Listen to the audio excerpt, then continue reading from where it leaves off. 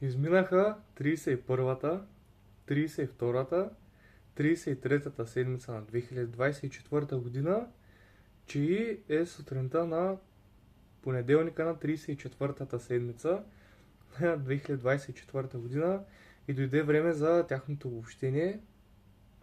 Никога не съм правил обобщение на толкова много дни. Те са си 20 и няколко дена. Тоест, ако се бях отпуснал още една-две седмици и щях да направя за над месец. Мисля, че се усещам, че гласа ми е малко по-дрезгав, защото е сутринта 7:53, но и за това ще стигнем. Станал съм от 6:40 някъде.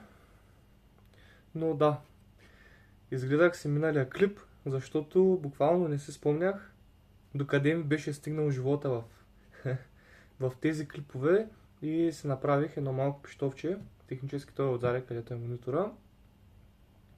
Защото пък, когато секвартиранта ми от Разград си тръгне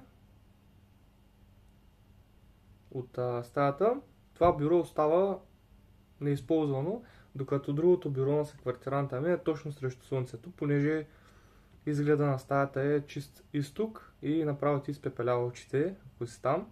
И той реши да се измести тук и сега в момента има зад мен монитор и съм си сложил моя лаптоп, докато правя обобщението, за да мога да си гледам нещата, защото защото 3 седмици не съм влогвал, което си е доста, никога не съм го правил това. Загледах си миналия клип, за да знам докъде съм стигнал и до някъде хронологично, до някъде не.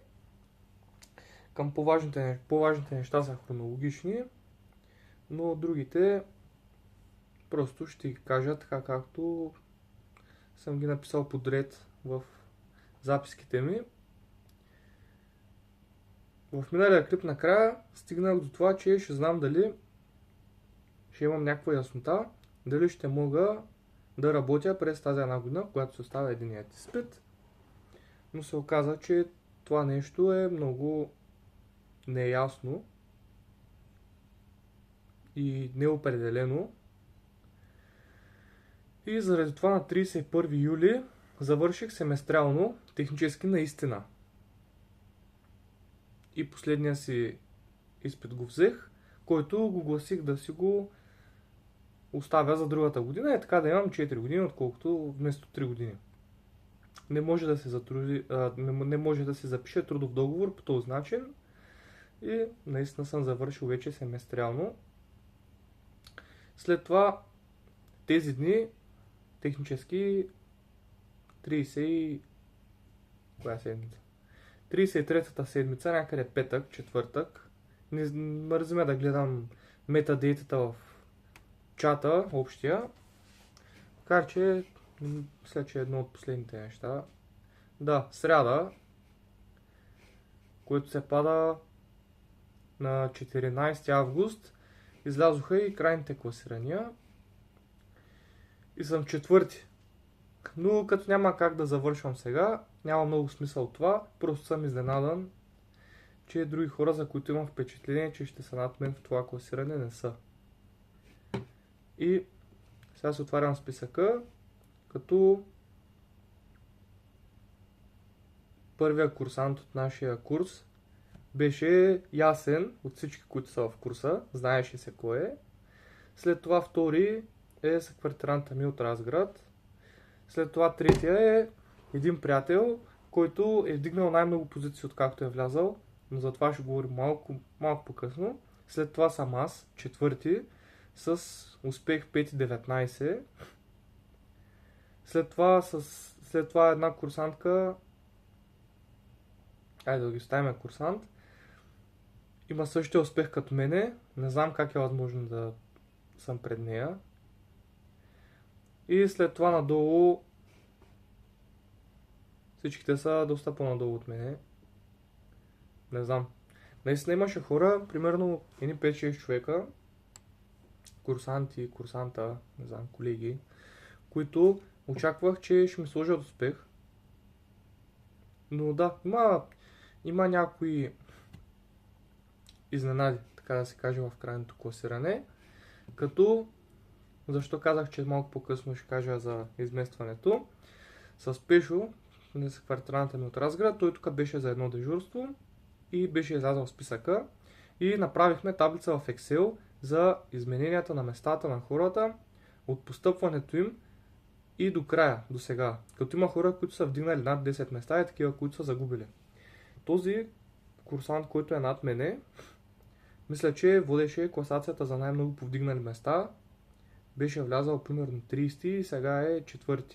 Имаше около 28 някъде повдигнати места. Имаше двама, които са паднали с 12 места. И да, бяхме се запазили подредбата, не оценките, с които са влезли хората, но просто подредбата, кой е влязал първи, кой е влязал втори, кой е влязал трети. И сега сложихме подредбата, кой е в крайното класиране и с Excel успяхме да мапнем двете таблици и да видим кой какво изменение има, като технически жените и мъжете са в различни таблици и трябваше да направим 30-те момчета да бъдат в една таблица, жените да бъдат 10 и трябваше отделно. Нямаше как абсолютно да се направи, защото примерно последния мъж е преди първата жена. Просто по списък. И трябваше да ги изкараме по този начин нещата. Това са апдейтите за пожарната. Доколкото разбрах, до 30 септември няма да почна работа. Не мога да запишем трудов договор. Като отново е възможно всичко да стане. Не знам аз вече какво се случва. Както и да е. И вече да поговорим малко за другите ми неща. От 31 юли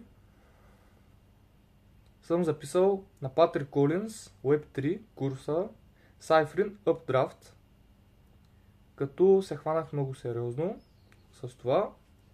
Правих го като цяло по цял ден. И преминах, курсовете му са Blockchain Basics, като аз отделях примерно 3 пъти повече време, защото неговите неговите лекции, неговите уроци, ако са 10 минути и дават нещо сериозно, покриват нещо сериозно, но на по-глобално ниво, не влизат в детайли. Аз отделно си правя ресърч, за да може да ми се обогати общата култура. Когато започна вече да програмирам, да разбирам къде съм в цялата глобална картинка, като преминах Blockchain Basics, който е 3 часа, но аз съм отделил супер много време за разбиране на допълнителни неща. Solidity Smart Contract Development, то е 5 часа и е 59 лекции, но технически тези часове са да го изгледаш. А отделно да го програмираш това нещо, имам предвид да се напишеш кода, да го разбереш, да свикнеш с променливите начина на писане, си е доста повече от 5 часа. Foundry Fundamentals вече е 10 часа, като аз не мисля, че го изкарах него, защото има една група, в която членувам, мисля, че съм я казвал, тя е на Пашов, Discord канал, група, където запитах, направих си скрипт и попитах доста обстойно си казах ситуацията. Дадох контекст за това. Да, за моята ситуация и ми казаха, че от 6 до 9 месеца е възможно да си намериш работа като програмист или като аудитор, технически или да изграждаш умни договори, или да ги проверяваш, но тези 6 месеца знам, че са за някакви супер ненормални хора и аз по-скоро примерно ще съм към 9 месеца. А 9 месеца от сега не мисля, че би било разумно и отново нашите ме издържат, аз още 9 месеца да уча Solidity и Те като ме питат какво правиш, и аз да кажа, ами умни договори на блокчейна. В тяхното съзнание аз съм някакъв луд, който програмира интернет пари и ако спре тока, всичко ще отиде по дяволите. Въобще няма как да им обяснят какво точно ще правя. И след като ми отговориха с от 6 до 9 месеца в Дискорда и отделно 5-6 човека са го харесали това, в тази секунда просто спрях да програмирам Solidity и се върнах към фронтенд направлението, което си ми беше от последните 2 години. За съжаление не мога да го изкарам този курс. Заребих технически съквартиранта ми, който тук от Айто, той пак е Пешо, пак се казва Пешо.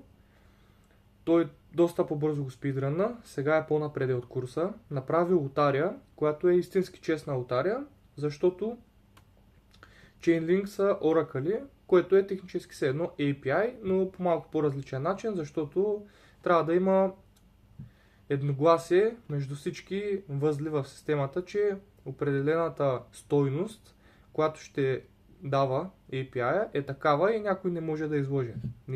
Който иска да излъже, да не може да се излъже.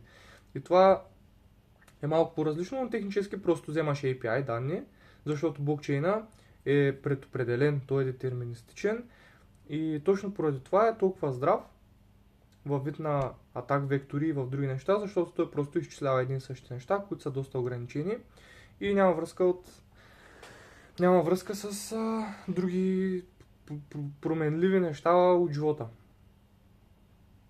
Да вземаш API-а, вземаш цената, неговото е вземаш определена произволна дума и всеки един, който влезе в умния договор, залага определен Ethereum. Естествено използваме тестнет, т.е. използваме, когато пише един Ethereum, технически е 0 стотинки и 0 лева, защото той е тестнет, там просто се упражняваш да пишеш неща, без да имаш капиталова загуба, ако прецакаш някакви неща по време на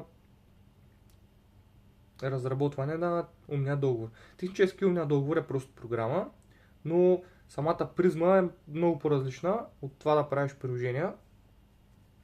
Не знам към кое просто спада, никога не съм срещал такъв код, точно затова е толкова интересен езика. Знае се малко и е толкова търсен. Търсен във вид на, как да го кажа? Търсен е, защото се предлагат много високи заплати за него и отделно можеш да си аудитор, който си е нещо като фрилансър и ти си бачкаш и си работиш. Да, Пешо направи лотарията, която е честна лотария. Единствения, технически не е zero sum game, защото за всеки печеливш има някой загубил или много хора загубили, но всеки един от тях плаща газ на валидаторите. Но да, това са доста големи детайли, които технически не са детайли, но да, за този клип са. И след това направи фронтенд частта, използва Web3.js, нещо такова беше като библиотека, която използва, направи фронтенд част, с която да има връзка с MetaMask и технически оттам да има връзка и с самия смарт контракт, който е деплойнат на Sepolia тестнета на Ethereum.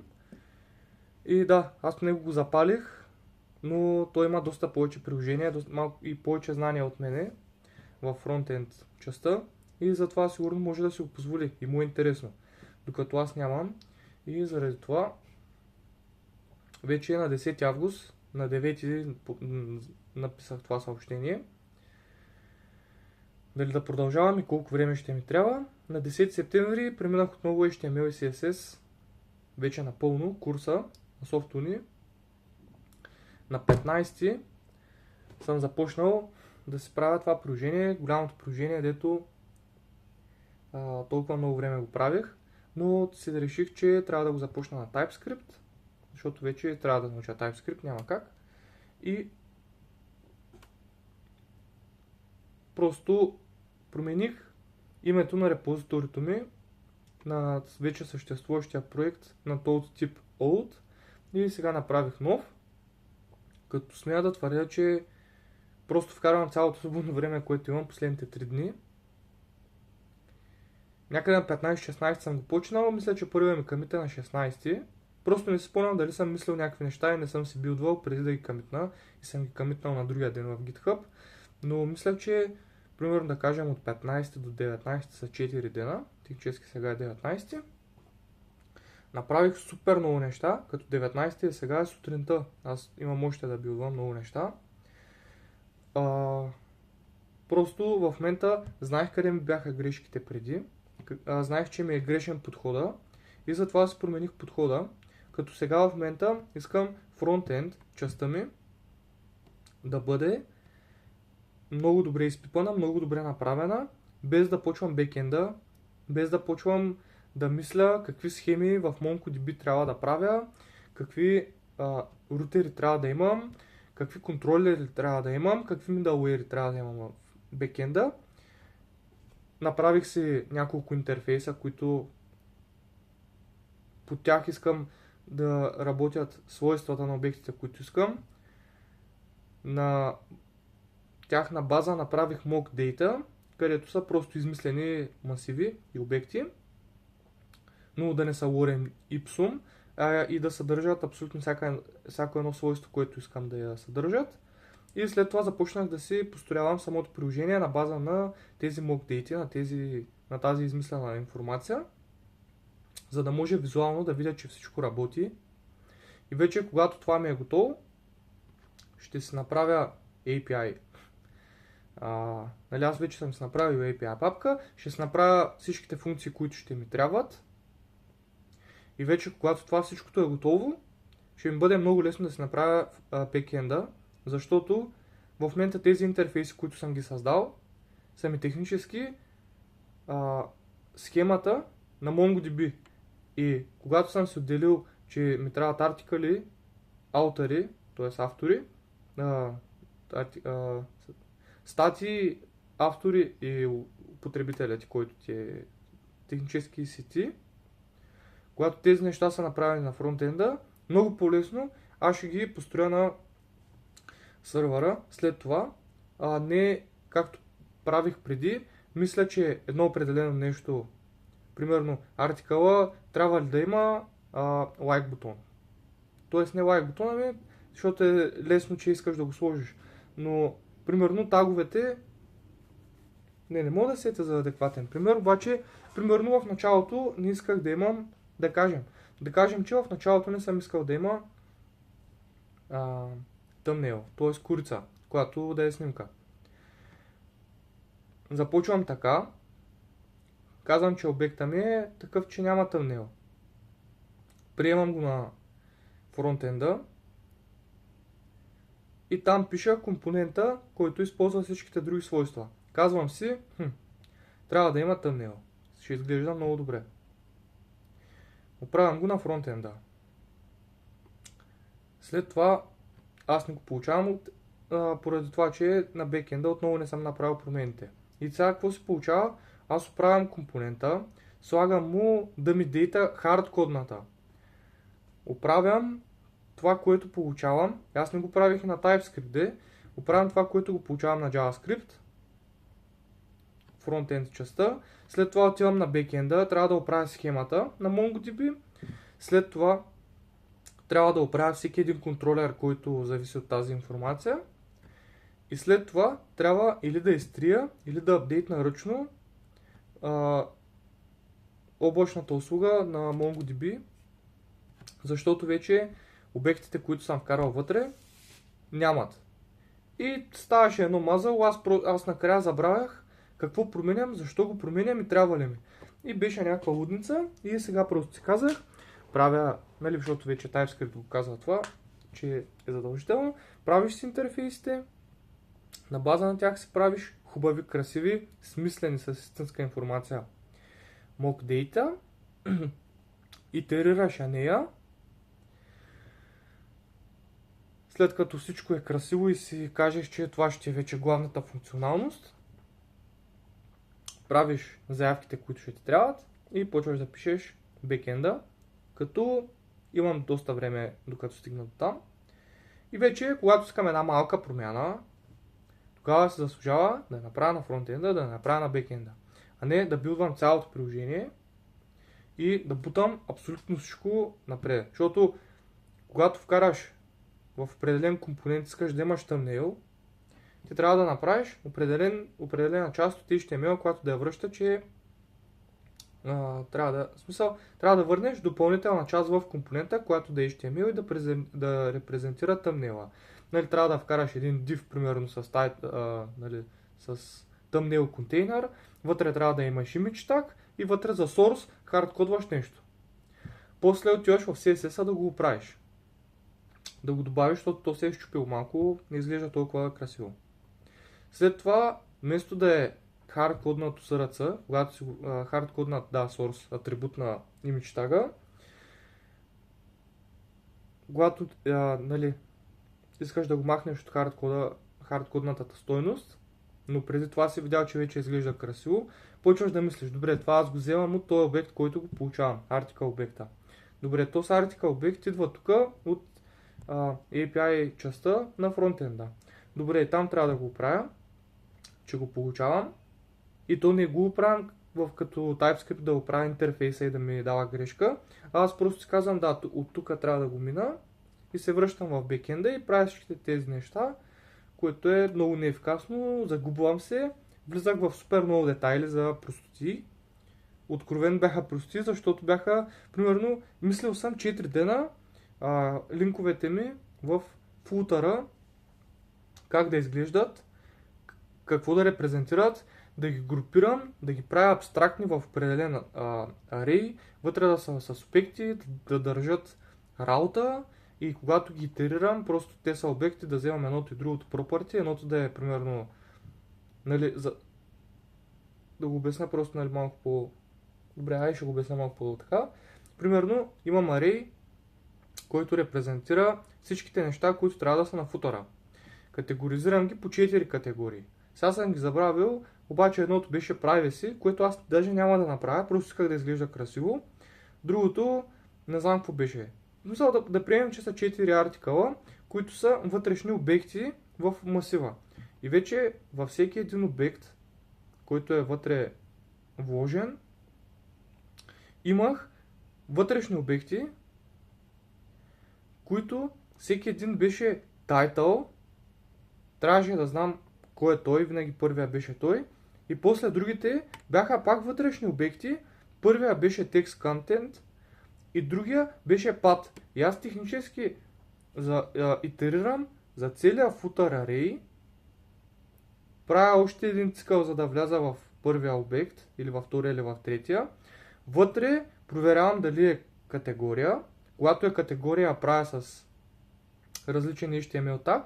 И после за всеки друг вътрешен правя ли от обекта и правя ли от най-вътрешния обект, точка text content да е това и след това link, защото той е ли в A-tag и A-tag ми да има path, който да е отново вътрешно property. Направих го супер абстрактно, нали, не е толкова трудно, но го мислех толкова много време, аз същевременно не ми работеше, доста други неща не ми работеха от приложението. И да, сега правя друг подход. Почти всичко съм го направил от фронтенд частта, като си ми харесва. Не мога да го покажа в момента, защото трябва да махна монитора, да го свържа от лаптопа. И отделно, когато го покажа така монитора, монитора на лаптопа, екрана на лаптопа, то ще бъде наобратно. И все пак след някакво време ще да кажа в бъдещето, ама да си дадем малко точни дати. Не знам, но мисля, че до примерно да кажем 5 септември това приложение трябва да е готово и да съм го деплойнал, да съм го хоснал и вече мога да го споделя, когато вече е в интернета, така да се каже. Когато вече съм деплойнал сигурно рендър ще използвам. и вече когато имам определен URL, когато имам линк, да си го отворя през браузъра и да видя за какво става дума. Да. Други неща, които трябва да споделя, освен тези, че даже малко мисля, че се отплеснах, но пък е хубаво да ги споделя, е, че имам край с сагата по слушалките. Те са тук, както споменах още миналия път, взети са, супер са, използвам ги, топ. И последното нещо, което остана, е да ми изплатят обезщетение за това, че аз съм ги пратил от България за тях, понеже те нямат представителство в България. Трябваше да си направя PayPal. Направих с PayPal, дадох креденшалите си, нали, нещата, по които те трябва да попълнят, за да ми изпратят пари. Изпратени са и технически сега всичко е приключено с тях. Доста добър customer support имат, смея да твърдя. Доста добре отговаря. Просто се забавя, защото не са в България. По едно време се бях притеснил от тези клипове, стана нали ясно, че май ще ме изпалят, така да се каже, но всичко беше точно.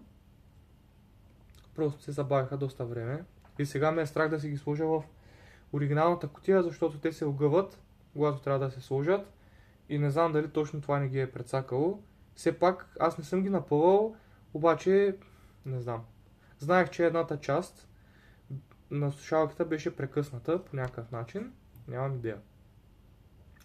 Да, вече според мен стана ясно от Web3 курса на Патрик Колинс, след това от HTML и след това от толтипа, който за 3 дена почти е готов целият фронтенд.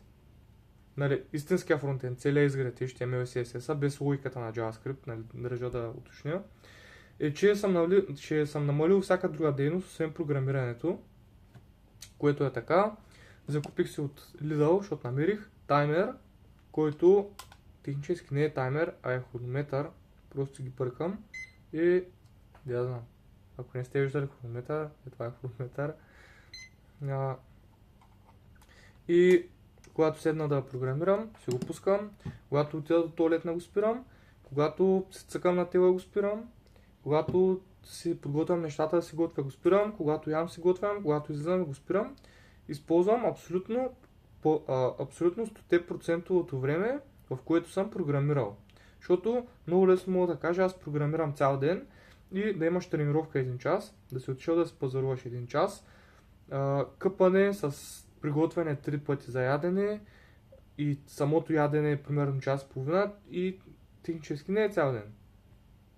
Да, почнах малко зле, бях вкарвал към 4 часа на ден, не знам защо, а още цял ден програмирах и сега в момента имам около 7 часа на ден, плътно програмиране, без абсолютно нищо друго. Както споменах, спирам го когато отида до туалетна, спирам го когато ям, спирам го навсякъде. Всяка друга дейност, която не ми е свързана с програмиране. Да, сега в момента се мъча това вложено време да го направя поне примерно 10 часа. И когато го направя 10 часа, да ги поддържам 10 часа. Знам, че явно не звучи... Знам, че не звучи толкова много, не звучи сериозно, нали, вкарваш едва 7-8 часа, обаче не знам. Просто не съм на истинска работа и... Как да го обясня? Не съм на истинска работа и... Примерно нямам апартамент, който да е много близо до супермаркет. Нямам печка, която да се сготвя за 3 дена. И сега в момента трябва да отделя 3 пъти на ден да се сготвя. 3 пъти трябва да ям. И залата ми е тук, понеже искам нали малко повече да потренирам, въпреки че съм си намалил толкова много тренировките, но искам да потренирам повече, да потренирам и тези всичките неща, като се съберат, наистина става някакво време, дето няма как. Ето сега в момента, примерно, е 8:22, но ще стигнем до там. Аз правя този клип, изгледал съм си миналия клип, направил съм си скрипт, по който долу-горе да се движа. След като го направя, трябва да оправя тук само някакви неща да не ликнат, така много бързо ще го покажа. Това е договора, с който трябва да оправим вратата, защото вратата трябва трябва да зададем общежитието на 10 септември и тя има дупки, тя е щупена. Мъкнахме хладилници, щупи се, има пукнатини по нея и това е така, защото вратата е супер изпъна. Тя от нея смотаните врати, дето е просто талашит вътре или е такова картонено и уж изглежда много красива, пък е просто хартия. И ни казаха 550 лева за врата, ми стана лошо. Сега в момента Пешо тайто се дежурен и след като си направя клипа, вчера теглихме пари, ето пак ходене да теглиш пари за простоти. Ходихме да изтеглим пари, сега са в мене, трябва да отида пеша, той колата ми е тук, но и за там ще стигнем, но не е Сандерото, а е Аудито. С нея трябва да сляза долу 10 минути, да я взема, да отида, трябва да платя вратата и тези неща, като се случат плюс тренировки и програмиране, плюс тренировки, хранене и други простоти, технически няма как да вложиш 10 часа. Просто толкова добре трябва да си направил живота, че за почти нищо друго да не мислиш и да не трябва да го вършиш. Да. След това ми преминаха последните дежурства. Имах предпоследно дежурство на 4 август и 10 последно дежурство на 10. На 4 и на 10. От 1 април имах последни неща. Последно бойно дежурство. Последен стаж. Последни дежурства по ходения на служби. Последна защита на стажа. Последно дежурство в общежитието. Последни такива дежурства, дето пак са охранителни работи. Просто ми писна с... последен изпит. Сега се оказа, че трябва да мина този изпит, който ще се оставя, който иска да се оставя, пак последен изпит. Последен семестър. Последна година. Не знам колко, последен месец. Право ми писна 4 месеца последни неща. С толкова много неща се занимаваме, че мене ми писна. Просто, да, това е последното, абсолютно последно. Всичките други последните дежурства, които са написани в канала, нали, част от заглавието, че е последно някакво си нещо, то е вярно. Просто не спират, нали, лично не простотиите, защото бойните дежурства са добре. 1 април. На 1 април ги свърших. Нямам повече бойни дежурства. После дойдоха дежурства, които си дежурен по службите, които пак технически са бойни дежурства, но са други бойни дежурства, защото си или 12 или 24 часа и си само един път там, по самите звена. Това е първи, втори семестър на 4-ти курс. Демек 6 такива дежурства. И имаш последно такова. Въпреки че всяко дежурство ти е последно, защото ти правиш по едно дежурство на звено. Така. После се оказва, че имаш последен стаж. 3 години си имал стаж и сега в по-съкратен вариант ще имаш двуседмичен стаж. После се оказа, че трябва да защитаваме стажа, но стажа за звената, които си бил дежурен. Защитихме ги. После се оказа, че тази защита на звената в 4-ти семестър, 2-ри семестър, 4-ти курс, 2-ри семестър, тези защити не били хубави защити, технически не сме защитили и от 1-ви семестър защитите пак трябва да ги защитим на 2-ри семестър защитите и семестъра трябва да защитим наведнъж. Тоест стана последна защита на защитите на стажовете. После последно дежурство в общежитието. Да.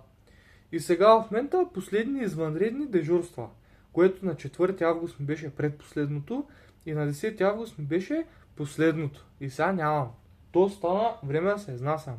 Аз на 10 септември трябва да съм се изнесъл от тази стая. Имам 20 дена. Аз си викам, последните месеци няма да ме занимават. Както и да е. Просто да. Пълни прости. Супер много дежурство. Както и да е. Да. Последно дежурство. И последното нещо, което може би ще споделя, даже за 3 седмици, 35 минути не е толкова зле, но аз просто пък през повечето дни просто съм програмирал, съм ходил на зала. От 3 август пак с квартирантата ми се съгласихме да слягаме към 10 часа вечерта, 22 часа, и от тогава до сега, по-късно от 11 часа долу-горе на часовника, който си гледам, не съм си легнал, т.е. не съм заспал до към 11 някъде съм заспал, т.е. стане 10 някъде, 10-10-15, най-късно, аз трябва да съм си легнал с абсолютно всичко изключено и легнал тъмно. На тъмно имам предвид без нощна лампа, без телефон, без четене на книги, списания, вестници и други неща. Лягане и така, и просто чакам да се унесе и да заспа. От тогава телефона ми вечерта го слагам да се зарежда технически, ето е тук, където тези кабели тук падат. Има USB за Type-C и си слагам там да се зарежда телефона ми, защото леглото ми се пада тук, а не там. И се лягам без телефон, без нищо. Сутринта ставам и съм си казал, че ако ми се спи, колкото искам да спа, но не да стана в 7, примерно, да си взема телефона от нощното шкафче и да гледам простоти половин час. Това не е яко. И от тогава спа, не знам дали точно трети не спа, но примерно от 5 да съм се сетил за това нещо. И от тогава телефона ми се намира на бюрото ми, когато спа, за да може да не си лягам гледайки някакви простоти, защото аз ако слегна 10 часа на леглото, ще заспа примерно 11:30, защото аз ще гледам простоти, ще гледам Instagram, ще гледам Facebook, ще си пусна някакъв клип преди да си легна. И след това сутринта ще се повтори същото нещо и технически тези часове си ги открадвам и си ги вкарвам в сън най-малкото. Или в правене на нищо, но пък мозъка ми не е толкова стимулиран за простоти. Технически риловете са откровени простоти. Колкото и хубави да са една минута и следващия. Да. Не казвам, че не гледам, казвам, че съм ги премахнал от вечерната и сутрешната ми рутина. Която рутина е, стана 10 нещо, просто лягам, изключвам всичко и си лягам. А сутрешната ми рутина е, ставам, ако искам ще гледам тала на 10 минути. Ти като нямаш стимули, ти става тъпо, станал си. Имам предвид, събудил си се, гледаш нещо, гледаш. Минават 5 минути, мислиш си, че е минал 1 час и ставаш, няма какво друго да направиш. Измиваш се зъбите и сядаш на компа. Минава долу-горе час нещо, правиш си нещо друго, примерно кафе, пиеш вода, нещо там се почуваш.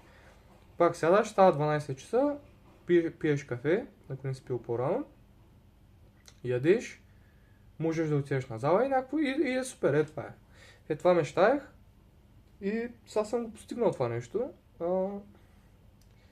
И да, други неща, които съм се записал, мисля, че не останаха. Сега пак ще ги проверя. Да, технически на двете дежурства пак трябва да дадеш стойки вечерта. Не си се наспал и предпоследното и последното истински последни дежурства. Дори че бях на 3-4 часа сън, просто пих всичките кафета, пих някъде 3 кафета, примерно нещо такова, за да мога да издържа до вечерта. Защото ако си бях легнал след обед или примерно на обяд, на другия ден, когато съм сдал, щях да се прецакам режима и щях да се легна по-късно от 10 часа, след това да се наруша следващия ден режима и трябваше няколко дни така да се го направя, просто реших да не спа, да се легна 10 часа и след това, ако искам на другия ден, 12 да стана, колкото искам да стана, като пак станах към 9, някъде 8-9, бях спал малко повече, отколкото обикновено, като сега спа най-малко към 7 часа и половина, 8 нещо, явно ми трябва малко повече сън, не знам. Нямам проблем с това, защото като се премахнеш, mindless скролинга, не мога да пояда, безмисленото скролване, и си легнеш в 10, защото аз технически нищо не си спомням след 10 какво съм правил, ако само съм изцъкал на тела, и когато си легна в 10, аз ставам примерно 7. Това са 9 часа. Обаче, аз не губя нищо. Не знам как се получава, не знам дали достатъчно добре го обясних, но да. И това ще е май за тези 3 седмици обобщение. Тази седмица имам да ходя до Разград. Петък. Събота имаме с мама да си търся костюм, понеже съм канен на сватба. И да. Има на 24-ти да се ходи във Варна. Аз исках тук, обаче те не им се идва, което е долу-горе разбираемо. Понеже тук има 7 мола, нали? Колко да е трудно да го намерим този костюм, който и да е той. И единствените ми притеснения за този костюм са, да, имам притеснения за костюма, е, че съм 94 кг, краката са ми 66 см, ръцете са ми към 41, лявата ми е към 42, гърдите, обиколката ми е сигурно 120 см, наистина не преувеличавам, ако не е над 120, и не знам кой костюм ще ми стане, особено долу краката.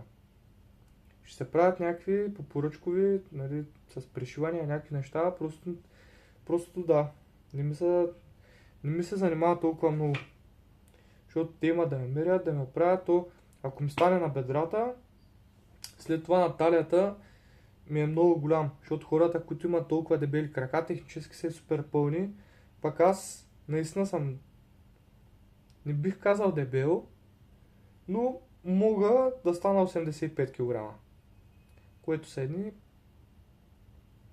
9 кг мога да сваля. Нямам много видима изразена преса, имам загатваща преса, но това ще трябва да се промени, технически малко смуквам килограмите са в момента, но отново не стана толкова много зор, защото имам други неща. Знам, че не е толкова трудно, но да. И да, не ми става отпреде, не знам как трябва да се шие, как трябва да се прекорява, да се разкорява и тъй. Та станаха 42 минути. Аз имам да ходя да плащам вратата. След това имам да програмирам, така че ви оставям тук, който и да гледа този клип. И да, имам монстърче. От много време не бях пил монстър. Сега ще нарушим това нещо, защото вчера просто като бяхме излезли да теглим пари, си взех един, то беше към 2,5, някъде 3. И си викам, много късно ще пия кофеин, да го оставя за утре. И ето го утре, утрето е днес. И ще спина на монстърче, зелено, топ 3 вкуса, които са. И така, почна да говоря прости вече. Да, и с това ще свършим. Това 3-седмично обобщение, което трябваше да е само седмично, но пак ще продължа малко по-често. Ще продължа с по-честото, нали, кавърване, покриване на седмицата. Просто така се случва в момента, че още не ми се занимаваше, просто така да вкарам супер много време в програмиране.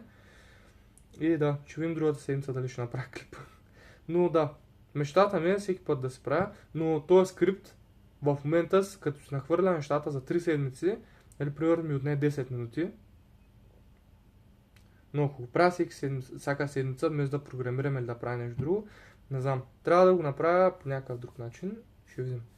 Та да, чао и до следващата, наклонена черта, следващите седмици.